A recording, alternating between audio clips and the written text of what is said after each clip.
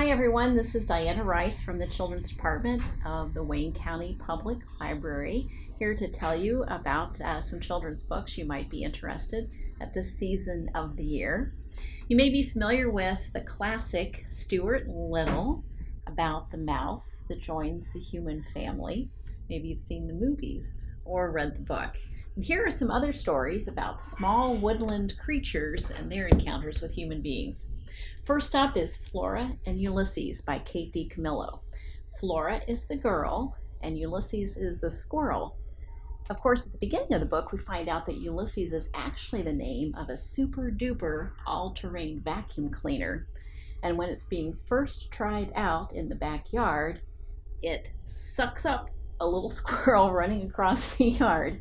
And you may think this is bad news for the squirrel, but luckily, Flora is watching out her window, sees it happen, and having read a lot of superhero comics, she leaps over the fence, she takes the little squirrel, she gives him CPR, and when the squirrel stands back up again on wobbly legs, he's hungry, so he walks over to the vacuum cleaner and he picks it up to shake it to see if there's any food inside.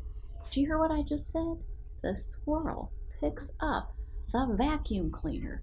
Well, Flora, again, has read a lot of superhero comics, so she knows something magical has happened to that squirrel. And she proceeds to find out just what else this squirrel can do. And that's the story of Flora and Ulysses. Speaking of squirrels, Nuts to You by Lynne Perkins is about a couple of squirrels that don't have superpowers, but they are very loyal and brave, and they seek to find their friend. One day the squirrels are out playing in the woods, gathering acorns just like they usually do, and Jip, the troublemaker, keeps calling out, "Wolf!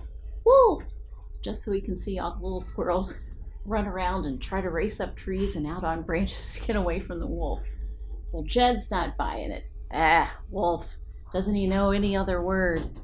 But all of a sudden, Jip spots something coming down through the sky, headed right toward Jed.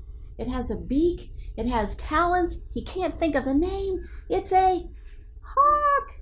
And by the time he thinks of the name, Jed is already up and away into the air. Luckily, his two friends, that's her name, it's spelled T-S-T-S, and Chai, they see this happen. They see Jed carried away by the hawk and magically fall from the hawk's talons far away in a distant part of the forest they've never been to. But they decide they're going to go after him. They're going to save their friend. By the way, Nuts to You in Squirrel talk is this way of saying good luck. And branching out from squirrels, here are a couple books about a chipmunk and his friends and other woodland creatures that live in the hill. The hill is actually a garbage dump, but these woodland creatures have taken it upon themselves to build homes in the hill, and by studying all of the manuals for how to do things that humans have tossed into the hill, they've developed a lot of skills, knot tying, welding, all kinds of things. Well, Twig, the main character, the chipmunk, he's not very good at anything handy like that. He flunks out of welding, he's terrible at knot tying, he just can't do anything practical, but he loves the picture books. He loves the stories about dragons. And one day when he's pretty sure his mom's gonna get a call to tell them that he's flunked out of welding again, he comes upon an egg that's golden and shiny and sparkly, and he watches it crack open. What do you think is inside? A dragon! And that's the story of Brambleheart and the sequel, when they take the dragon to a safer place, Bayberry Island. Hope you might enjoy these books.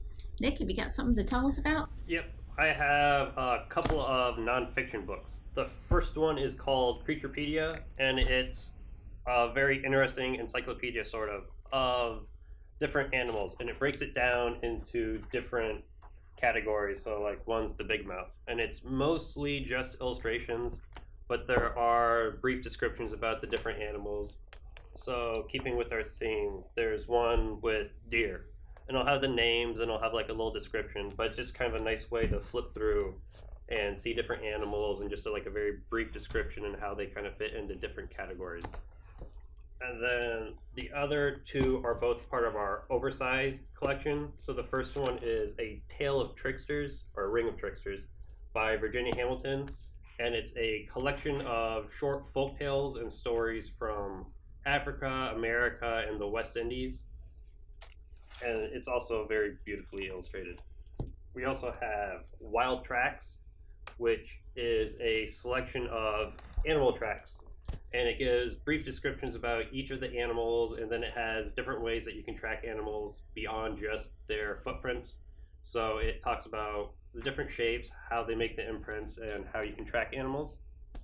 And I also have two movies, a National Geographic for Kids movie and part of our Disney Nature series, and this is the migration one. But we have the chimpanzees and predators of prey and the Born in China series too. Kristin? Hi, I'm Kristin. I'm a children's associate with the Children's Department of the Wayne County Public Library, and we have some great fall books in the picture book area. We have lots of great fall titles, but I just picked these two. This one is about a little squirrel that's getting ready for winter, and he's hopping along and collecting some berries and acorns. And there are various animals that ask him if he can stop and do something with them. The frogs want him to stop and jump on the rocks with him, and the cats want him to lie in the sun. But each time he says he can't because he is so busy, and that's the line that repeats in the story. He was so busy.